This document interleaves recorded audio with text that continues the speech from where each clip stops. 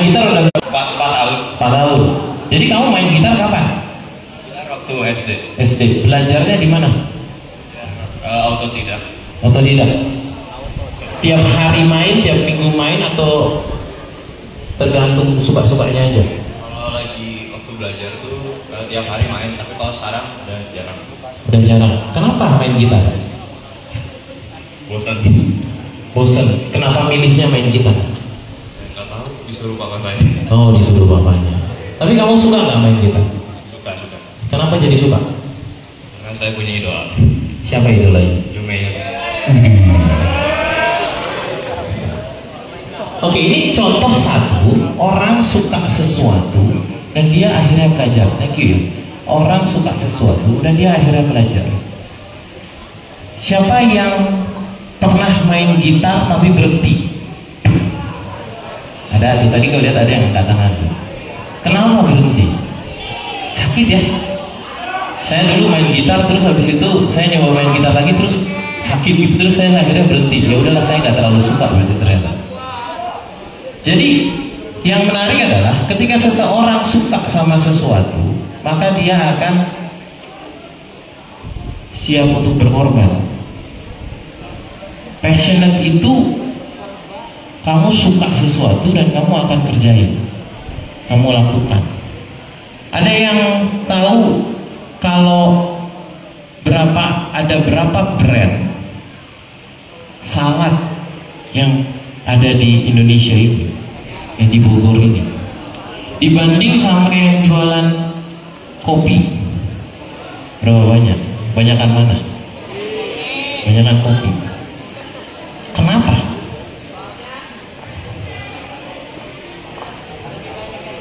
Emang peminat orang yang makan sayur lebih dikit sama yang minum kopi? Sebenarnya secara fakta semua orang itu makan sayur, cuman nggak seperti minum kopi. Kenapa orang bisa minum kopi sering-sering? Karena yang jualan kopi banyak, bener gak? Ya kan? Coba yang jualan salad banyak. Pada suatu saat nanti kalian akan lihat bahwa ternyata industri itu sebenarnya dibentuk sama orang-orang yang punya passion yang sama. Contohnya tadi kopi, karena akhirnya ada orang yang jualan kopi, banyak banget yang jualan kopi, jadi yang sebenarnya nggak mau minum kopi juga jadi minuman kopi. Contoh, karena akhirnya sekarang SMA Kesatuan mikirin bahwa orang-orang itu harus belajar entrepreneurship, kewirausahaan, jadinya kegiatan ini bisa berjalan. Coba kalau cuma yang percaya satu orang, nggak jadi program ini. Karena akhirnya kalian tadi punya grup, dalam 10 orang itu mau coba bikin satu ide, akhirnya jalan. Coba kalau yang percaya bahwa ini harus jalan cuma satu, nggak akan jadi. Jadi semua itu harus bersama-sama. Ide ada satu, ide ada banyak, tapi kalau nggak dikerjain bareng-bareng, karena kalian suka, itu nggak akan ada yang jalan.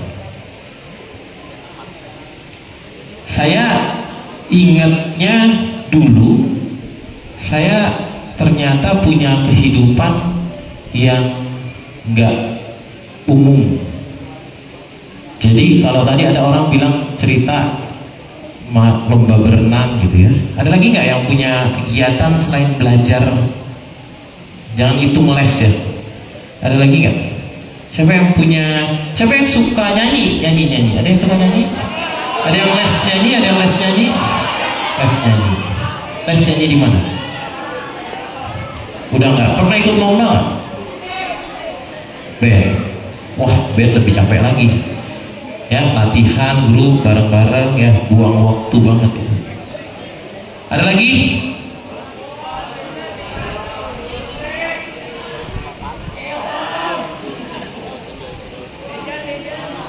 Ada lagi yang pernah ikut lomba? Saya kasih tahu sesuatu ya. Kalau kamu mau jadi entrepreneur, seandainya mau jadi entrepreneur itu nggak boleh sama orang lain. Maksudnya apa? Kalau kamu mau jadi entrepreneur, maka kamu nggak akan sama sama lingkungan sekitar kamu. Kenapa?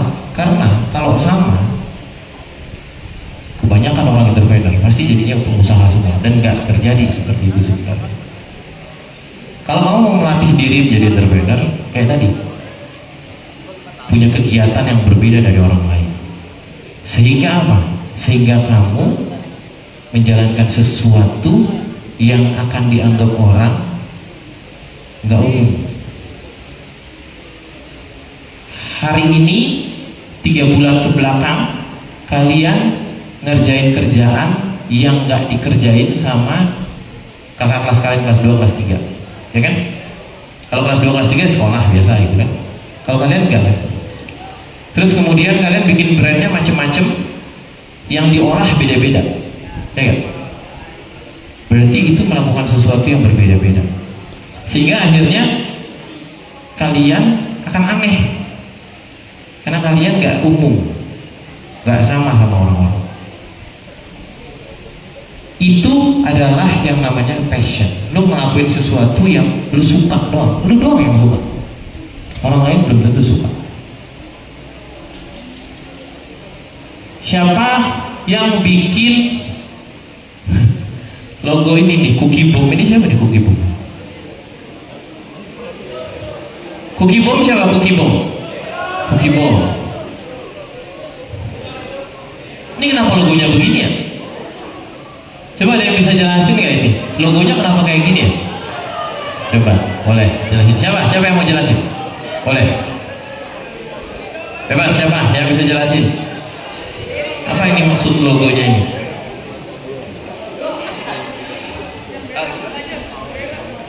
Halo, nama saya Rido. Hai Rido. Kenapa logonya kayak gini, Rido? Tanya teman saya. Siapa? Silakan.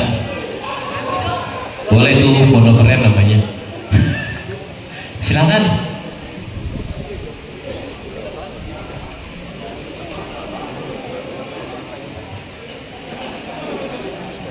Karena kita jualannya kan ke anak-anak SMP, ke Gen Alpha.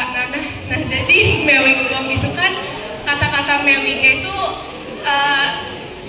kata-kata mewingnya itu banyak dipakai sama anak-anak Gen Alpha. Jadi kita berpikiran buat bikin kata-kata mewing biar lebih menarik ke anak-anak SMP-nya.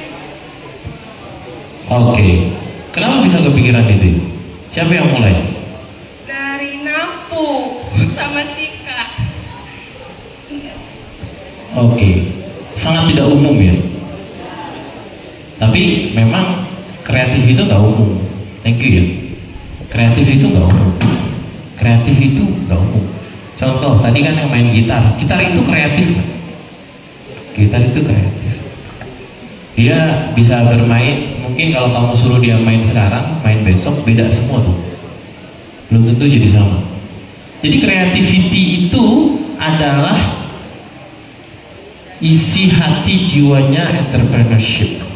Siapa yang pengen jadi entrepreneur? Tadi saya udah sempat tanya, angkat tangan gitu. Kalau kamu pengen jadi entrepreneur, maka kamu harus cek apakah kamu kreatif atau enggak. Ya. Kalau ada orang di sini yang bilang gua mau jadi entrepreneur, maka lu harus kreatif. Kenapa?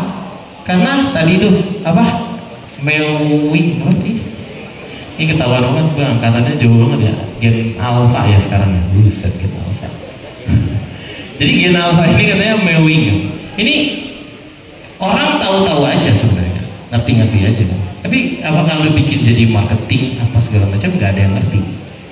Dan akhirnya creativity ini yang harus muncul. Kalau kalian mau menjadi seseorang yang punya berbeda dari orang lain, maka kamu harus kreatif. Marketing itu harus kreatif. Kenapa marketing harus kreatif? Ada yang bisa ngasih tahu nggak? Kenapa marketing itu harus kreatif? Yes.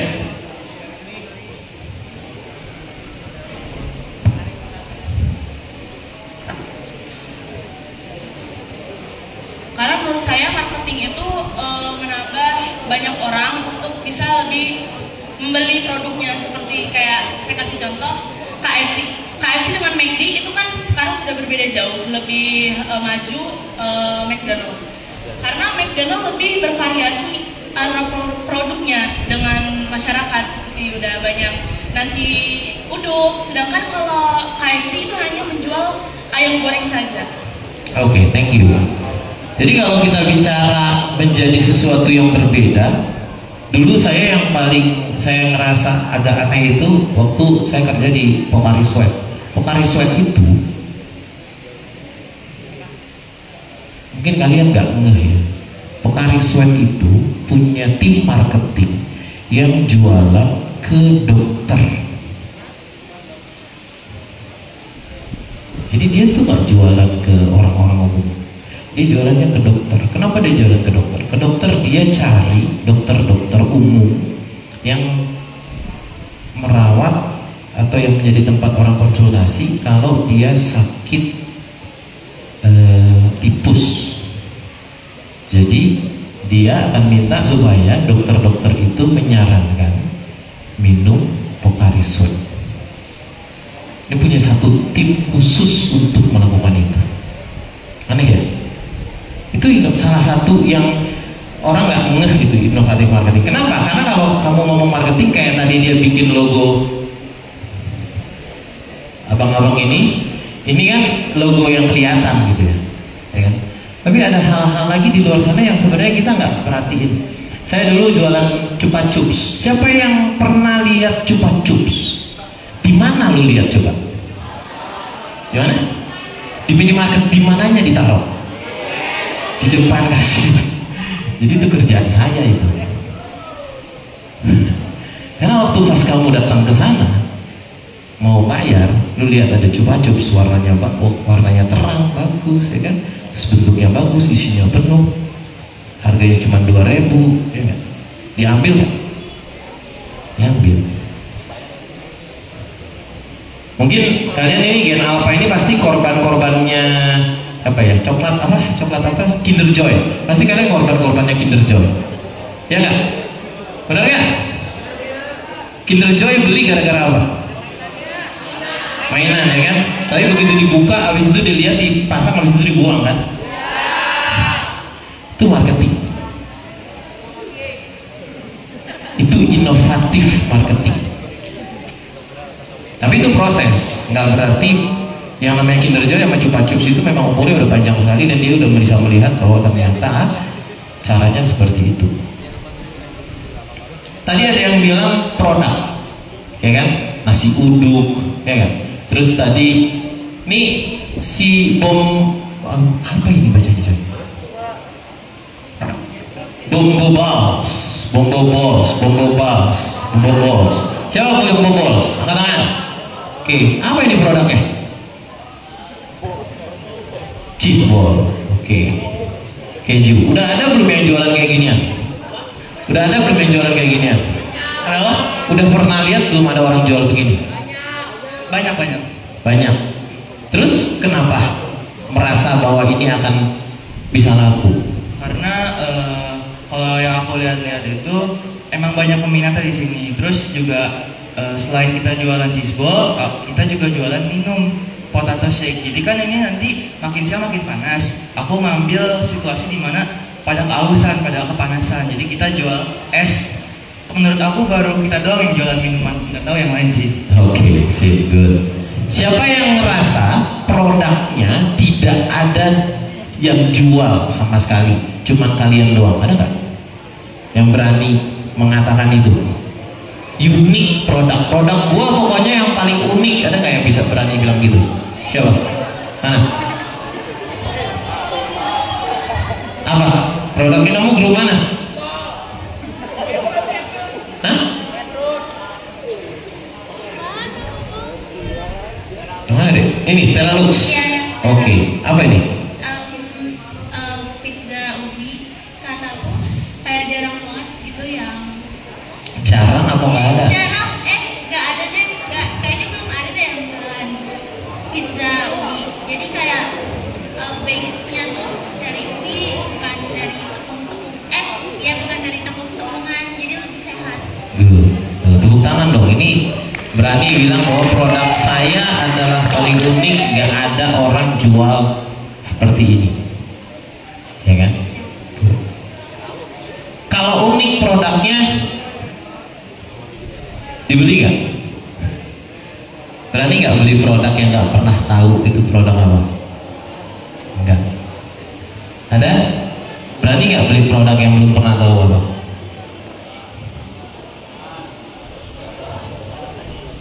Tapi sekalinya akhirnya dicoba dan suka dan gak ada yang jual, cuman selain Teralus, akhirnya lo beli ke siapa?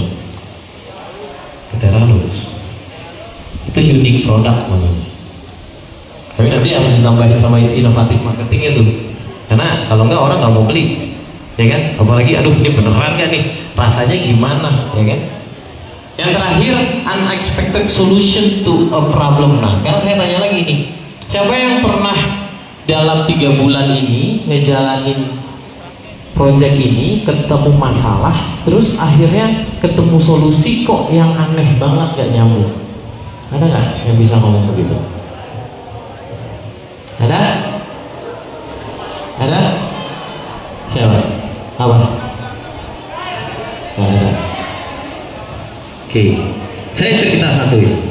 Jadi salad point itu jualan salad. Salad itu umumnya yang makan adalah orang-orang yang punya healthy conscious yang tinggi. Jadi dia tuh pengen sehat. Umumnya begitu. Terus kemudian setelah kita telusuri, kita cek, ternyata harusnya orang yang healthy conscious itu kelasnya premium. Sempat ada belajar soal piramida sosial ekonomi status ya. Jadi biasanya kalau yang makin tinggi, makin lancip, itu sosial ekonominya makin tinggi itu. Jadi kalau misalnya di tengah itu kelas B, yang di bawah itu kelas C. Jadi yang kelas C ini biasanya orangnya lebih banyak, tapi kemampuan ekonominya lebih kecil. Kita sempat lihat bahwa ternyata orang yang makan salad itu umumnya orang yang premium, gara-gara harganya cenderung lebih mahal.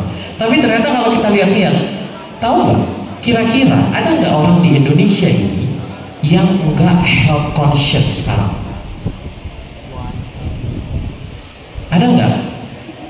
Benar nggak kira-kira kalau dibilang bahwa semua orang di Indonesia saat ini health consciousnya udah tinggi?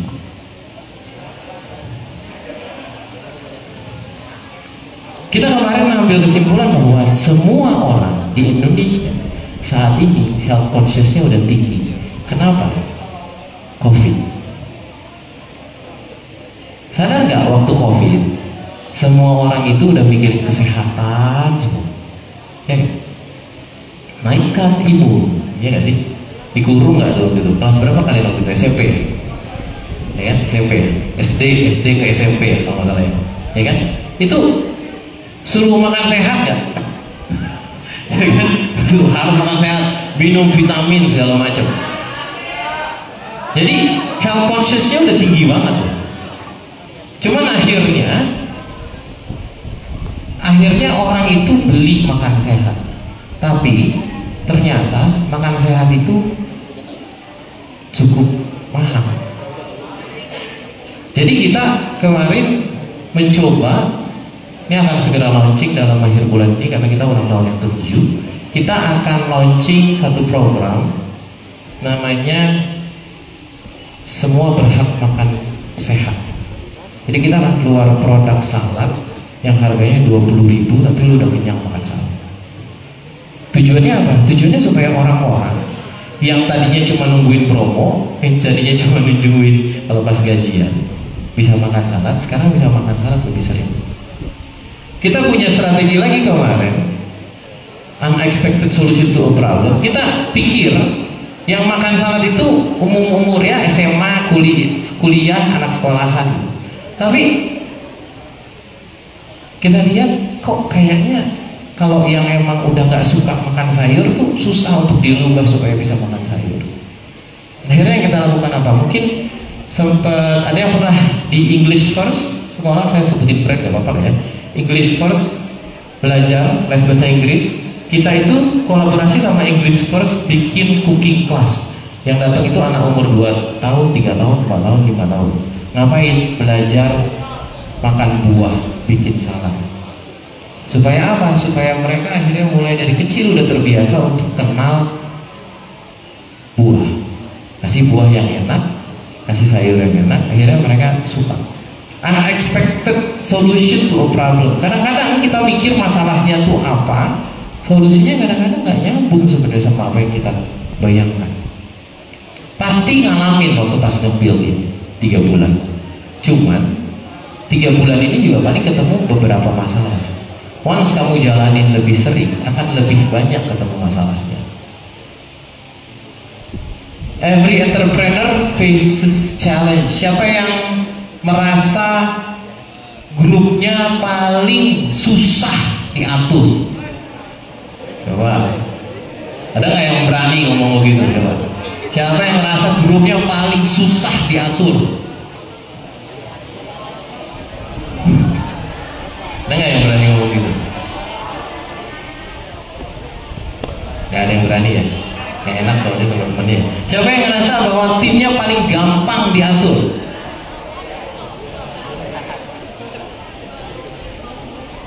Nih, angkat tangan nih tadi. Kenapa kamu ngerasa paling gampang diatur deh? Tutup mata, buka lagi. Kenapa paling gampang diatur kamu ngerasa coba?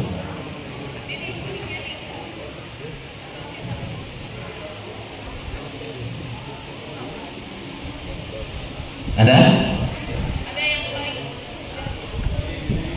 Siapa yang ngerasa paling grupnya paling gampang diatur? Gak ada yang berani ngomong. Tapi memang gak enak ngomong kayak gitu. Tapi bahwa saya yakin pasti semua di sini ngerasa bahwa waktu pas ngejalanin 3 bulan ini banyak banget masalahnya. Ada aja. Udah ada yang cuma namanya doang ditaruh di situ, ya kan? Kerja kagak, taunya selesai doang, ya. Ada yang akhirnya kok kebanyakan kasih input, tapi kok kagak ada yang bagus inputnya.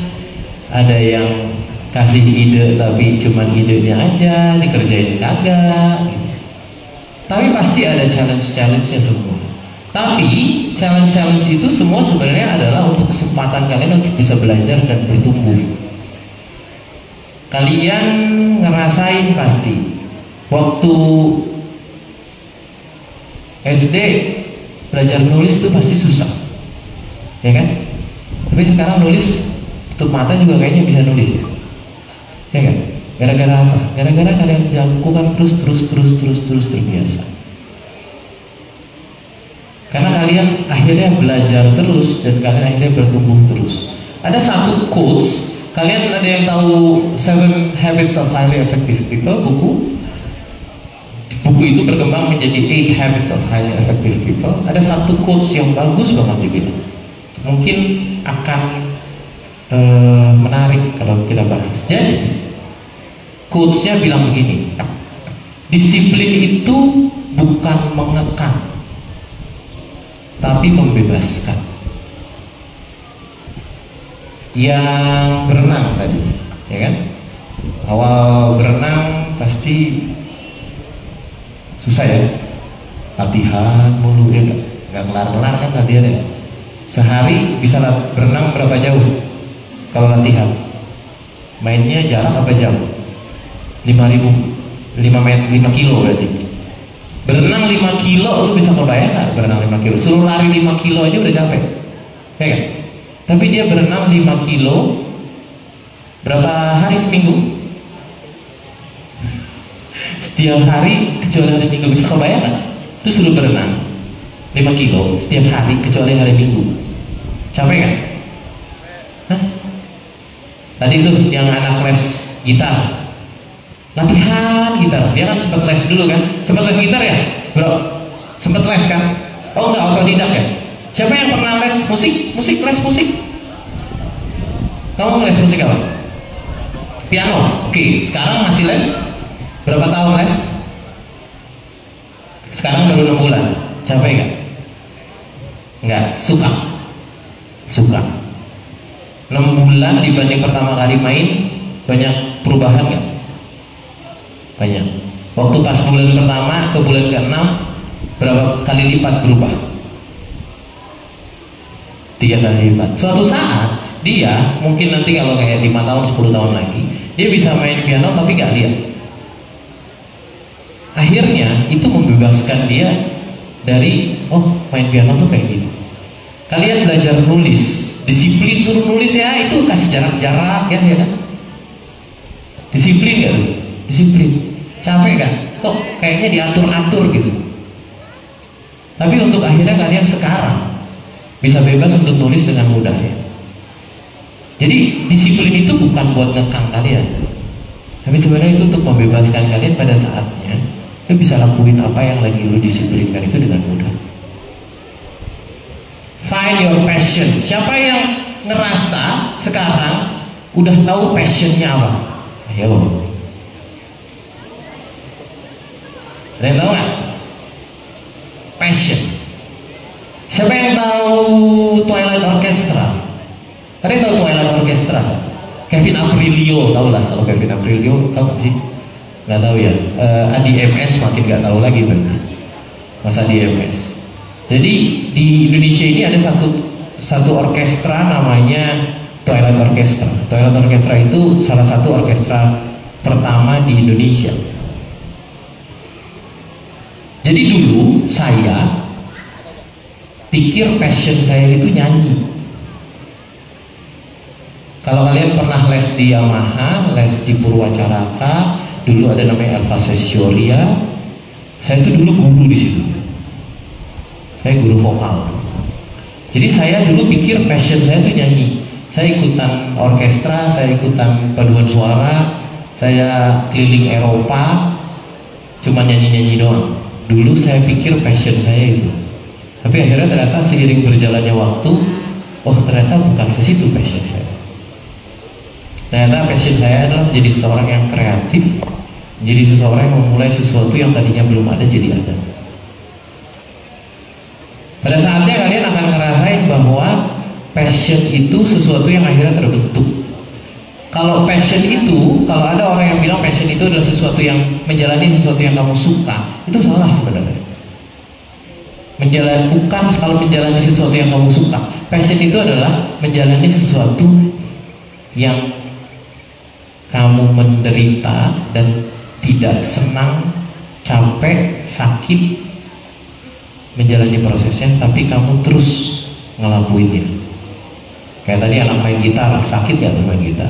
Berenang, capek gak berenang tuh, ya gak sih? Tapi lu tetap kerjain, lu tetap lakuin.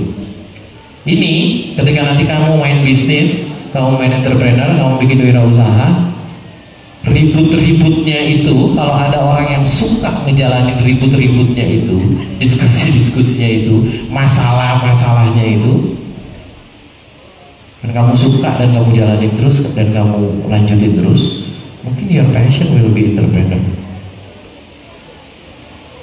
Tapi memang jadi entrepreneurship itu bukan berarti harus kerja di usaha sendiri, bukan. Kalau sekarang tuh mungkin saya belum tahu apa di SMA Kesatuan udah menerapkan entrepreneurship di guru, di karyawan. Karena entrepreneurship itu sebenarnya ya tadi jiwa-jiwa yang di depan itu. Karena ketika sudah berjalan seperti itu, maka kita sama-sama punya problem solving, kita sama-sama pikirnya kreatif, nggak cuma nunggu. Sukses di entrepreneur itu bukan soal memulai. Karena kalau teman-teman mau baca-baca, nonton-nonton YouTube, biografi-biografi orang punya usaha, it's not about waktu kapan dia mulainya, tapi itu soal perjalanan yang diambil.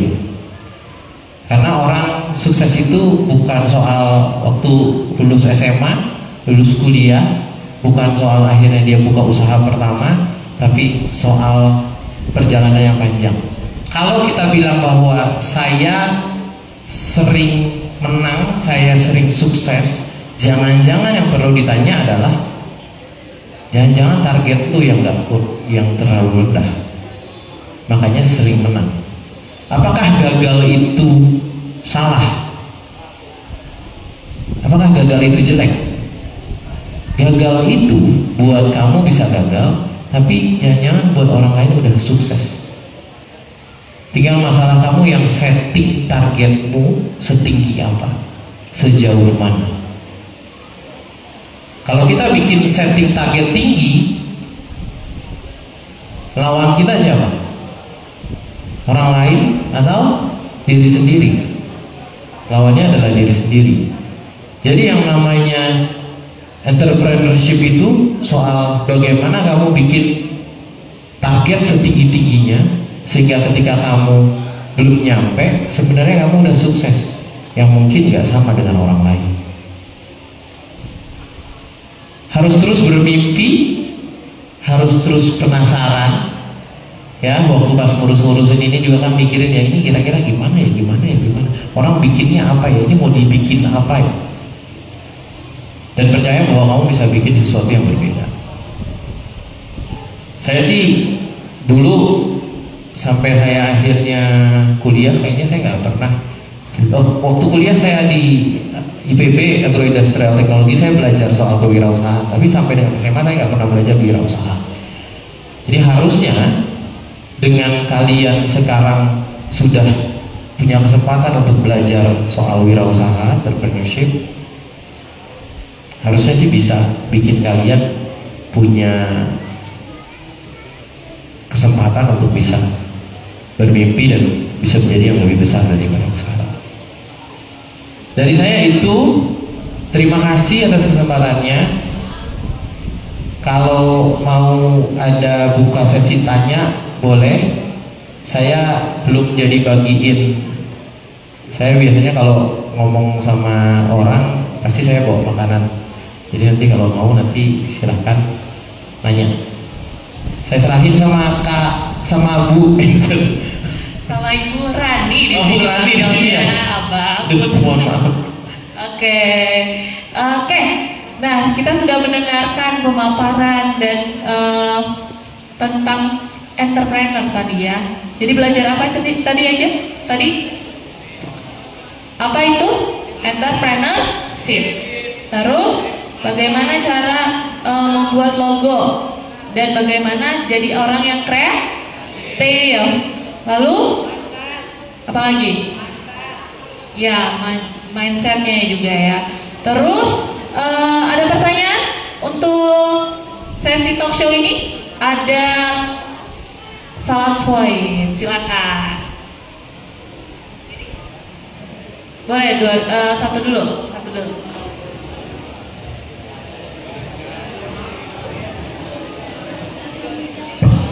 Selamat pagi Kak Putra. Pagi. Perkenalkan saya Kenzi Faras dari kelas 10-4 kelompok 3. Seperti yang tadi kakak jelaskan, entrepreneur itu jiwa usaha yang harus dikembangkan. Terus ada beberapa brand-brand yang kakak sudah kembangkan. Ada Salad Point, terus ada Kopi 17 sama satu lagi Cookies. Aku mau bertanya, pola pikir apa yang kakak gunakan hingga bisa sampai untuk menjual produk-produk itu? Karena menurut kita produk-produk yang kakak buat bisa kita artikan sebagai sudah menonton. Kenapa sih bisa bilang seperti itu? Karena memang itu faktanya sekarang. Karena ada Kopi Kenangan, ada Janji Jiwa, banyak sekali brand-brand kopi di Indonesia yang sudah tersebar. Dan apa pola pikir kakak yang kakak gunakan? Dan kenapa bisa sampai kakak yakin untuk menjual brand-brand dan produk-produk itu? Itu aja sih. Terima kasih. Wassalamualaikum warahmatullahi wabarakatuh. Terima kasih. Bagus nih pertanyaannya. Kasih. Bagus nih pertanyaannya. Jadi gini.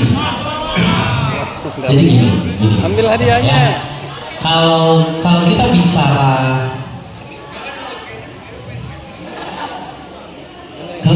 bisnis, kita bicara entrepreneurship. Sebenarnya entrepreneurship itu kalau saya bikin bisnis, saya pilih ada dua hal yang dilihat. Kita mau ngapain, apa yang mau dicari. Ada yang namanya market. Tahu market nggak? Market itu pasar ya. Kayak kita ini kalian ini market nih. Ini market nih, ada 150 orang. Jadi kalau yang pertama ada yang namanya market share. Market share itu apa nih? Kalau semua orang 150 orang ini udah minum kopi, jadi saya mikirin gimana caranya dia beli kopi ke saya. Contoh, kalau kamu beli tadi kamu kan ngomong kopi kenangan. Kopi kenangan itu buka kopi kenangan saat Starbucks udah besar banget, ya kan? Tapi kenapa dia jual tetap kopi kenangan? Dan kenapa akhirnya dia bisa jadi gede? Karena apa? Karena Starbucks dia bukannya restoran. Yang dia jual, kalau sadar nggak? Starbucks itu jual apa? Enggak. Ya ini yang menarik ya. Nanti ini kita belajar bareng-bareng ya. Pada saatnya lo akan belajar.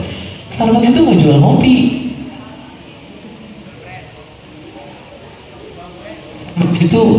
Starbucks itu jual experience.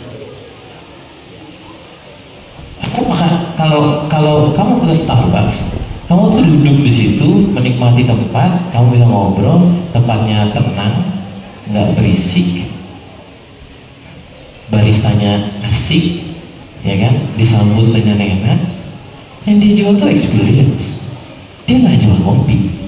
Jadi kalau kita masih bisa melihat bahwa Starbucks itu jualan kopi, disitulah nanti kita akan bilang bahwa oh ternyata dia saingan sama kopi kenangan. Kopi kenangan jualan apa? Kopi kenangan jualan kopi. Kopi ke ini market kan tadi kan? Market 150 orang ya. Kalau ibaratnya ya, yang beli Starbucks dari 150 orang 20%, 30%. Sisanya nggak beli. Belinya apa? Kopi saset pada zamannya dulu. Akhirnya kopi kenangan masuk. Nih, gue jual kopi. Lu pada mau nggak? Gak usah mahal-mahal. Yang lu butuh kopinya atau tempatnya, kopinya. Masuklah kopi kenangan. Tapi ya, jualan coffee shop itu tidak jualan kopi. Kopi itu di Kopi 17 itu cuma kayak 20% dari jualannya. Jadi sebenarnya bukan kopinya yang dicari orang. Yang dicari adalah aksesnya, dia gampang datang ke situ, dia bisa kumpul sama teman-temannya, komunitasnya ada di situ, dia bisa ngobrol-ngobrol deket dari tempatnya dia. Kebetulan kita punya produk, unik produk, kita jualan cheesecake, kita jualan cookies, lo nggak bisa dapat di tempat yang lain karena kita cookies sama cheesecake kita bikin sendiri, di situ ada tempat produksinya. Jadi beda, nggak sama orang. Jualan kopi, ya. Tapi memang kalau lihat, ada yang tahu jalan daerah Renang Siang itu di belakang ada Kopi Nako Rumah Sangrai, tau nggak sih? Itu isinya tukang kopi semua, hidup nggak? Ya kan? Gitu. Itu satu, market share. Yang kedua, ada istilah namanya market growth. Market growth itu apa? Tadi 150 orang yang makan sayur berapa orang? Cuma 10. Gimana caranya? 140 lagi makan. Gimana caranya? Supaya 140 lagi makan. Yang ditanya pertama adalah kira-kira ini orang-orang mau nggak sih makannya? Perlu nggak sih makannya? Perlu. Mau nggak? Mau sih. Cuma kayak belum percaya aja gitu harus makan sayur. Kayaknya rasanya nggak enak kan? Terus nyarinya susah. Gimana coba lu mau nyarinya? Nggak gampang kan? Lebih gampang nyari kopi, lebih gampang nyari nasi ayam. Market growth. Gimana caranya yang 10 bisa nambah jadi 20, nambah jadi 30, nambah jadi 40. Jadi kalau jualan salad itu kalau ada kompetisi banyak, kita happy. Kenapa? Karena orang jadi makin banyak yang punya akses untuk makan salad. Baru nanti ngomong unik produk, lu ngomong inovatif marketing lagi, supaya akhirnya lu bisa menjadi berbeda, tidak sama orang lain. Gitu bro. Siap. Ada lagi?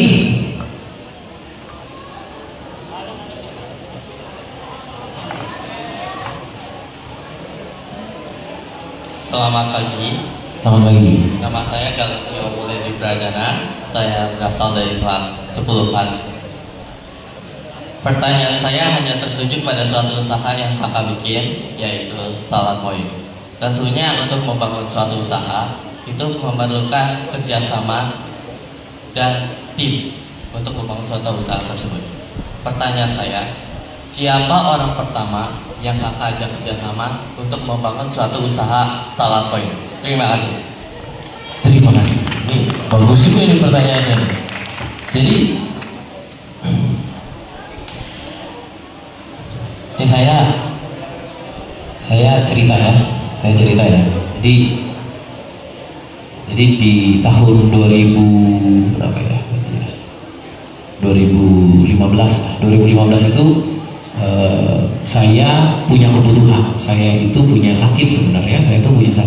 Saya itu ada keturunan. Saya punya liver. Saya itu ada resiko saya kena namanya liver cancer.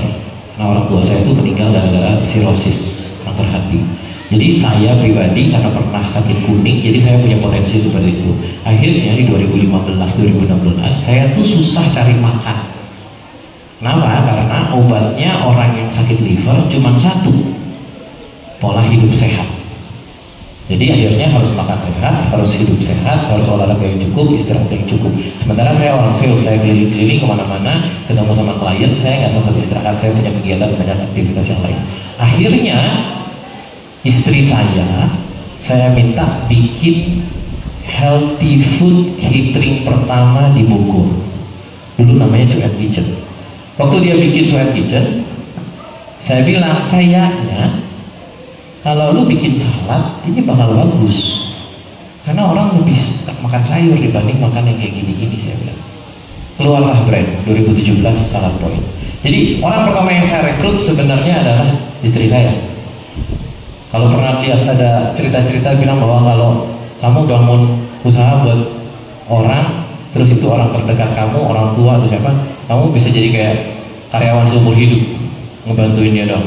Itu yang terjadi. Kita berkembang 2017 itu, kalau ini kalian bilang bahwa ngerjainnya kayak gini, sama persis sama yang saya jalanin. Saya buka itu di rumah, di dapur. Jadi itu yang kerjain ART saya sampai 2-3 orang. Jualannya online, Gojek, Grab. Berkembang, kita punya toko 2019, tokonya ada 2 di Yasmin kalau mau kita tahu. Di 2020 kita buka 7 toko di Depok, di Jakarta, di Bintaro. 2022 kita buka ke Bandung. Sekarang kita ada 11 lokasi. Jadi tim itu soal lu, soal kamu sebenarnya. Tim itu bukan soal timnya, tapi tim itu soal kamunya. Kalau kamu punya tim, gimana nih orang-orang bisa dengerin kamu? Tapi bukan dengerin kamu gara-gara kamu minta dia suruh ini, bukan. Tapi soal dia percaya bahwa kamu punya visi yang oke, yang mau bisa diterima untuk sama-sama mau diperjuangkan. Makanya yang namanya tim itu harus mirip sama kamu, nggak bisa beda-beda. Jadi kalau ada orang bilang bahwa cari tim itu yang kenal-kenal aja yang dia cari jadi timnya, buat saya itu nggak apa-apa. Kenapa? Kalau nggak kenal males juga ya ngobrolnya. Pintar-pintar tapi kita nggak kenal kan repot. Jadi tim itu soal kamu. Jadi kamunya yang harus akhirnya growing supaya tim kamu bisa ikutan growing. Kalau kamunya nggak growing, timnya nggak akan growing. Jadi it's about you. Makanya entrepreneur itu biasanya yang ditanya adalah orangnya. Ya. Lagi. Terima kasih. Siap. Terima kasih Bu Rani. Ada lagi tuh? Oke, karena waktunya sudah habis ya. Kira-kira ada satu ini lagi, siapa yang tadi ini ya? Tapi pertanyaannya dikumpulin aja ya. Siapa? Oh, Mas Zaya tadi udah ngobrol, menjawab banyak ya. Oke, terima kasih Mas Zaya. Untuk Mas Zaya teman-temannya, tapi harusnya lebih aktif lagi. Oke, terima Terima kasih banyak kita ucapkan terima kasih Bapak Putra 1, 2, 3. Terima kasih Bapak Putra. Senang hati. Oke, jangan boleh. Kita nggak langsung berpisah dengan Bapak Putra ya. Dengan Bapak Putra, kita akan mendapatkan penilaian proposal yang kalian sudah buat ya. Kita akan mendapatkan penilaian dan di situ akan ada reward inovasi yang terbaik atau yang terkreatif. Sekarang kita mau foto bersama dengan Bapak Putra. Kalian stay di sini aja. Nanti bersama guru-guru berbaris di sini. Nanti ada Pak Pele ya, Pak Pele sama